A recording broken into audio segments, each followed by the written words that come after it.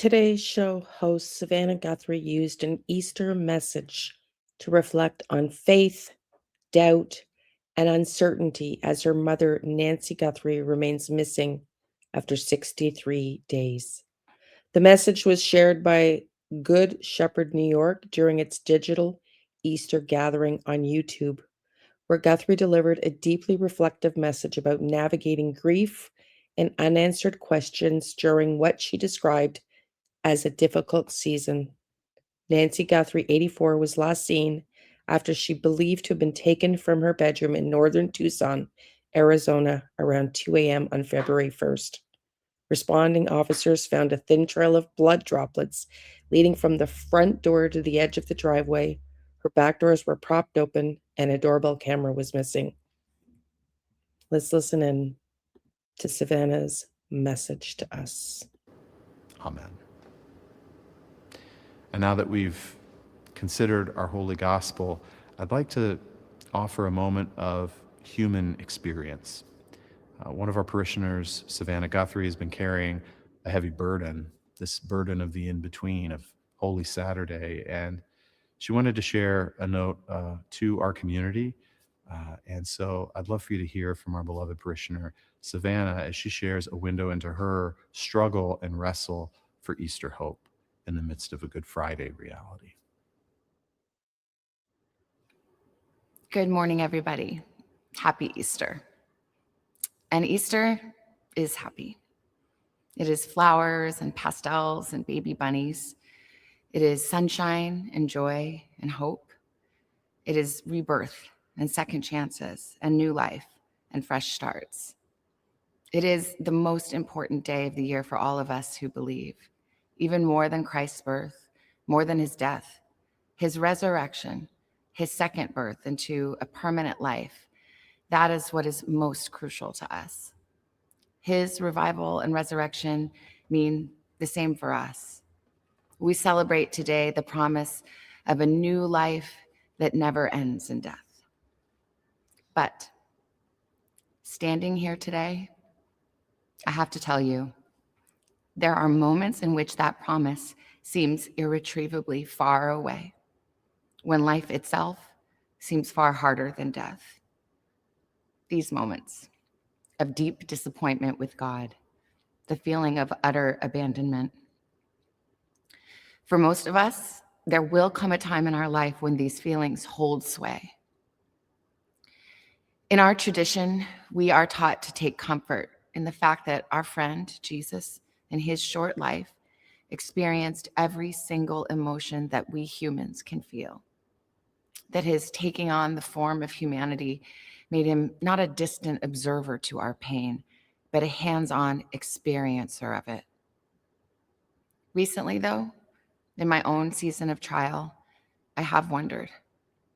I have questioned whether Jesus really ever experienced this particular wound that I feel, this grievous and uniquely cruel injury of not knowing, of uncertainty and confusion, and answers withheld.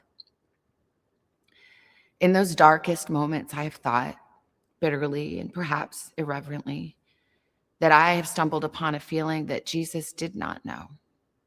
After all, don't the gospel stories recount Jesus informing his disciples of his destiny, that he had been sent to die to ultimately be raised up? They didn't get it, but he did. He at least knew his fate. And yes, it grieved him deeply, to the point of shedding tears of blood in the Garden of Gethsemane. But still, he knew the ending. He knew the plan. There would be suffering, but then resurrection. And so I thought, he never suffered this excruciating not knowing. It isn't wrong to think such thoughts, to challenge our God with questions. God does not ask us to be stoics with standards of pain, with Zen-like remove, or shallow sloganeering about the hard battle God gives to his toughest soldiers. Our questions to God, our wrestling with God, this is his opportunity. For through our authenticity and vulnerability comes a portal of revelation, the imparting of truth and wisdom. And so it went for me, this portal opening as I stared at yet another incongruently luminous desert sunset amidst my spirit's utter darkness. Suddenly, I remembered the grave. I remembered 3 days in the grave. No one talks much about that. We focus mostly on Easter. Of course we do. We cut to the happy ending and the joy of Sunday morning. And yes, we do observe the Friday before, the agony of crucifixion. We mourn by candlelight that darkest night. But after Jesus died, after he breathed his last, what did he actually know? On the cross, he cried out, my God, why have you forsaken me?" That is the anguished cry of someone who does not know the answers. Where did his soul and his spirit go in those days in between? And what was he thinking? Did he think his time in the grave would be a day or two or 1,000 years? In the grave, did his agony seem indefinite to him? That torment of uncertainty, the way indefinite pain can feel eternal? Perhaps he did know this feeling after all. As humans living on this earth now, we are all suspended in that moment of uncertainty. Not 3 days, but thousands of years between his cross and our resurrection with him. Our faith gives us a spiritual conviction that we will be reborn, that God will redeem this pain, that every tear will be wiped away, that our Easter is coming. But we live viscerally in the meantime, the mean time of feeling unsure, lost, abandoned, disappointed, enraged, forgotten.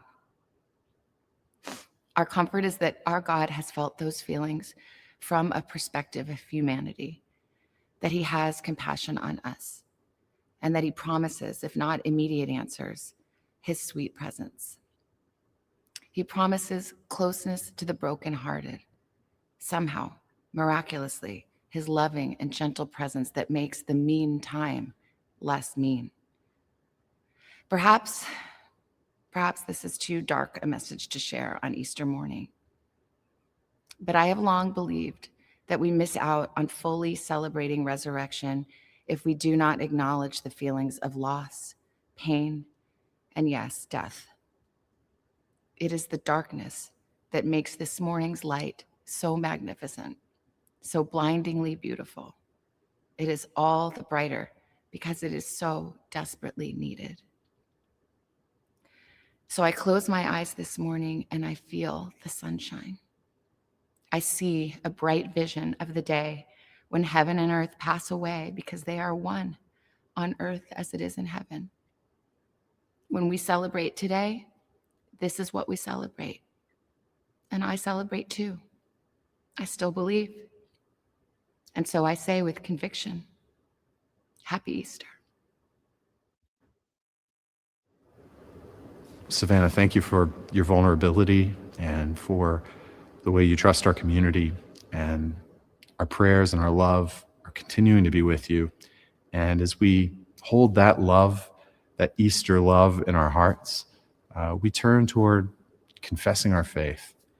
And with the wavering and the joy, the faith and the doubt, we stand in solidarity with those who've handed the story to us and who hand it beyond us. Let us join together in the Apostles' Creed.